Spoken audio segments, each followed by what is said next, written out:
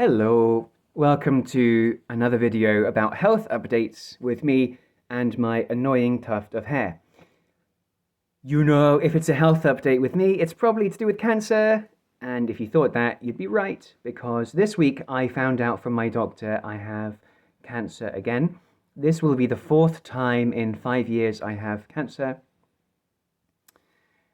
So why am I making this video? This video really is for friends and family, and it's to bridge the gap between my last video where I was having fun with a wig in hospital and now. So to bridge that time-wise and experience-wise, mostly, and then later on I'll go on to talk about the prognosis the doctor has given me. Right. So my last video, I was bald and I had lots of a fat face because I had lots of steroids in me. The treatment was working really well, actually. So just to say, this was in spring of 2021. And I was sick that time. I got sick in December 2020. And then, yes, let's say this finished in April 2021. That was my second time having cancer. Yeah. So, yeah, I had 4 rounds of chemotherapy. I had 4 rounds of BEP. It's a specific type of chemotherapy which works really well on testicular cancer, which I had. It had moved around. It was like around my abdomen. So, long story short is the chemotherapy worked really well. My tumors decreased in size.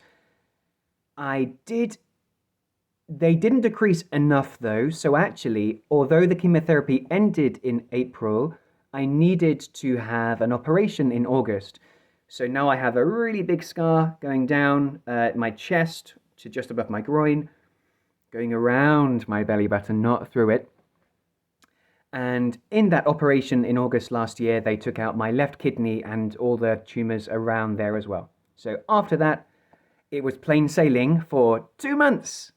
2 months. So remember, that was in August 21.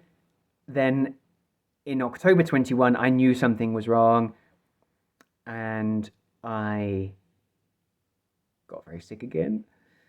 November, I started chemotherapy. So from November 21 to April 22, I had another 6 rounds of chemotherapy, this time on a very different type of regimen. It was called TIP, T-I-P.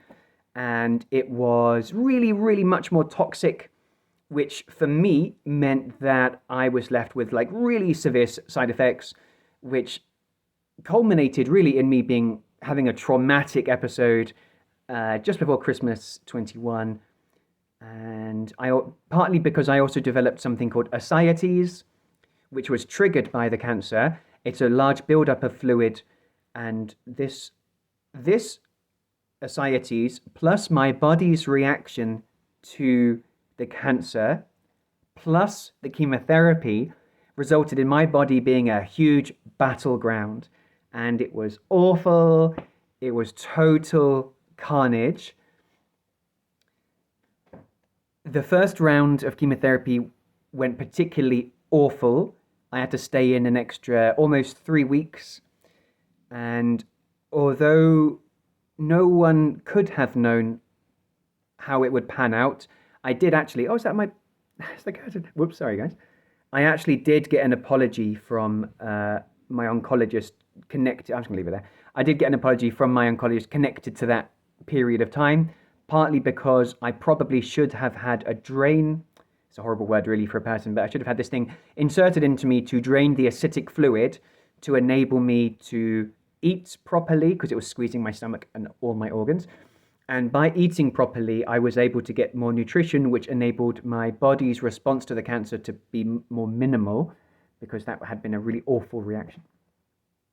There were many other things as well, though, but that really didn't help, not getting the drain in quick enough.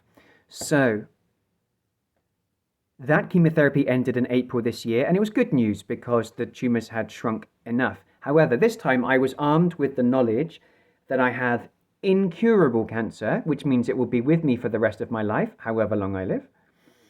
And it is not known whether my cancer is treatable.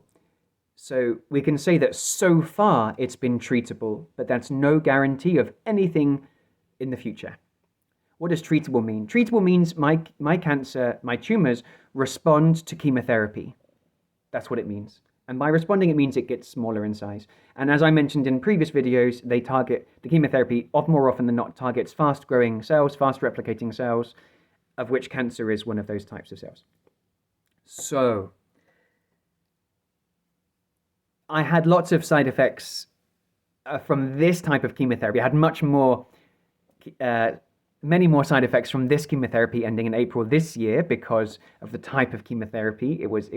They use the word doctors and nurses use the word intense, but really it is fucking awful is what it should be called. Like it's extremely difficult for your body to go through it.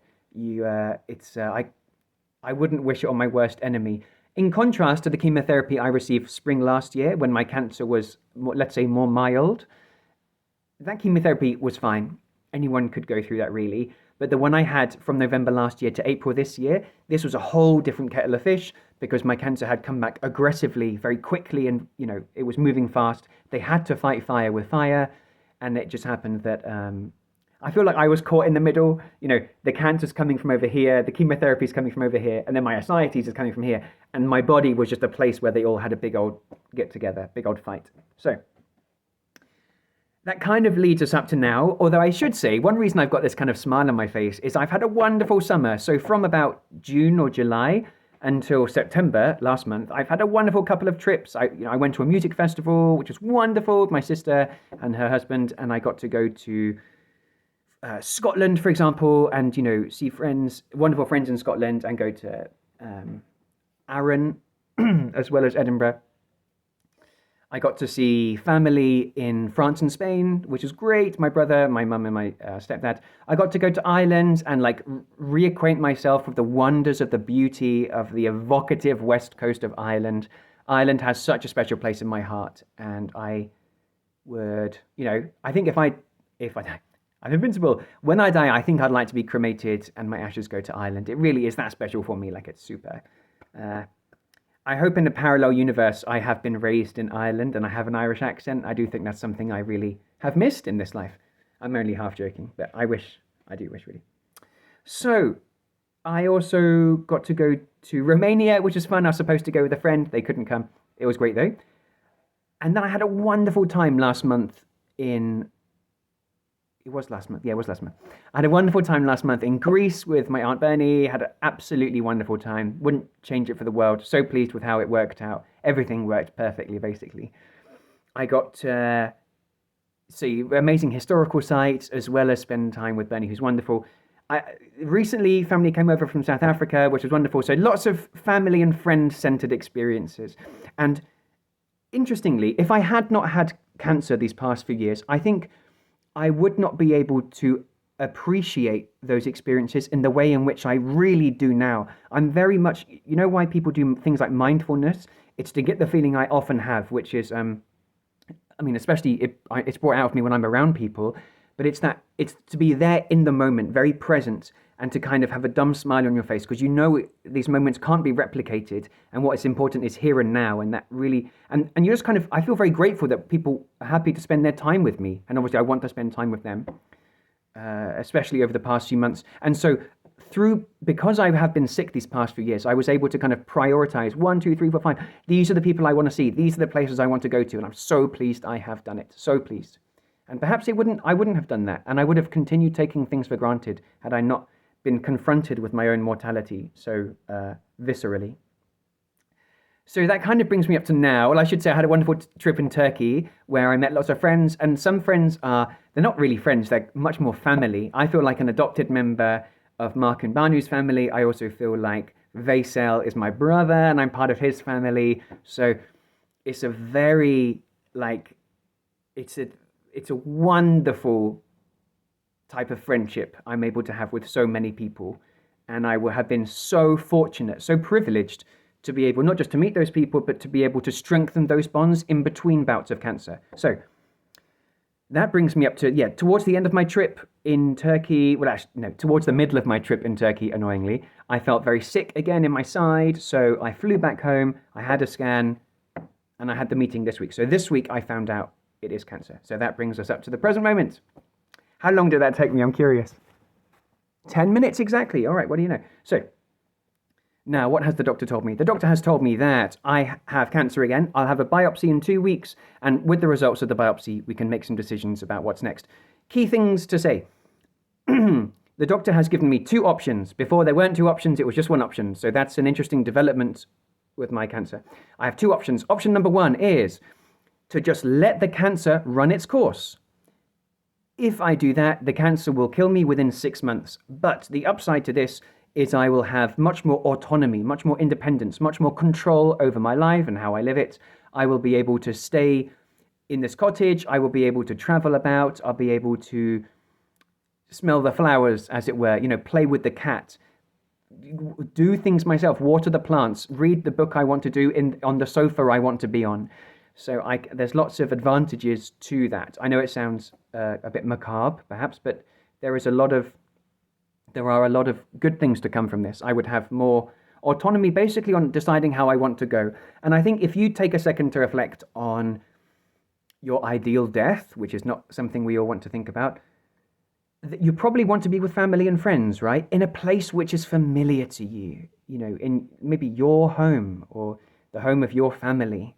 So it's not as kind of outlandish as it sounds as a possibility.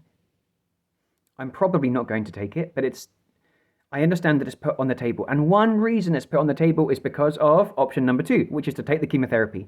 Taking the chemotherapy, there's a few possibilities. So, first possibility is I take the chemotherapy and it doesn't work. And by taking the chemotherapy, I will have months of anguish, discomfort, borderline agony, not to mention the mental struggles of, it's not the loneliness as such, but it's being isolated, purposefully isolated in your own room in hospital and just dwelling on death whilst my tumors wouldn't be shrinking. So that's a possibility. And then I'll just die in hospital, which is a really sad possibility. And I think right now you can't have many visitors in the hospital because of COVID and stuff. So if I take the chemotherapy, possibility number one is the chemotherapy doesn't work and I'll die soon anyway. Another possibility with the chemotherapy is it does work. Okay, it does work. What does that mean? It means my tumors will shrink, but that's no guarantee on, okay, firstly, there's no guarantee they will shrink. But the key thing I want to say is there's no guarantee on how long I will have until the cancer returns. Just bear in mind, this time I've had 6 months since chemotherapy that I've got the cancer again. So is it worth all the side effects of chemotherapy? And by the way, I've been told that I'm going to have worse side effects, including possible loss of hearing, increased nerve damage. So you see, it's whatever I do, I'm spinning the wheel of roulette. I'm probably going to take the chemotherapy. That's where I'm leaning to right now. But I want to emphasize there's no guarantee it will work. And if it doesn't work, I'll probably be dead in 6 months. And even if it does work, the cancer might come back in 6 months after the chemotherapy is finished. You see, so but okay, the final possibility is I take the chemotherapy and it works, and then the cancer doesn't come back for like 50 years, 20 years, 10 years, 5 years, 2 years, 1 year, anything longer than 6 months. I think that is the least likely to happen of all the options. I want it to happen the most. Obviously, I don't want to die, but I think that's the least likely option to have. Okay, right. So that's my health update. I don't want to leave on a sad note though. So like with my other videos, I want to emphasize, I've got really bad news, but I'm not depressed. I'm not going into this with my head like hung down. I'm coming into whatever the future holds for me. I'm approaching it with a large dose of common sense, a healthy dose of realistic expectations, and a huge scoop of gratitude for the experiences I have had up to now, and a huge sense of gratitude for whatever the future brings for me in terms of, pleasure and happiness and people I will meet and all that kind of stuff. Because life isn't guaranteed to anyone, and a healthier life is definitely not guaranteed to everyone. Being a guy growing up in the UK, especially being white, Irish, English ancestry, and 2% Italian, according to my DNA test, I've been much more privileged than so many other people. I didn't lose the lottery at life. Yeah, I've got cancer, but I'm 33. I've had a really good time so far. I've had, wondrous experiences, as have many people, of course. But I want to say, it does, sometimes it feels like it's not fair that I've got cancer, but then I have to put it into the larger picture of life isn't fair. And when I see it from that perspective, it just makes me feel extremely grateful to, in a way, be who I am. By which I mean to have had the opportunities to do what I have done, to travel to those countries, to have met those people, to have created those friendships, to have been able to understand life as much as I can in the way that I'm able to. So I definitely, even if I die in the next year or two, I haven't lost the lottery of life. I've won in many, many ways. So, right, I think I'm done. I hope this didn't take up a huge chunk of your day. I'll probably give another update when I've got the biopsy results or something like that. So, thank you very much.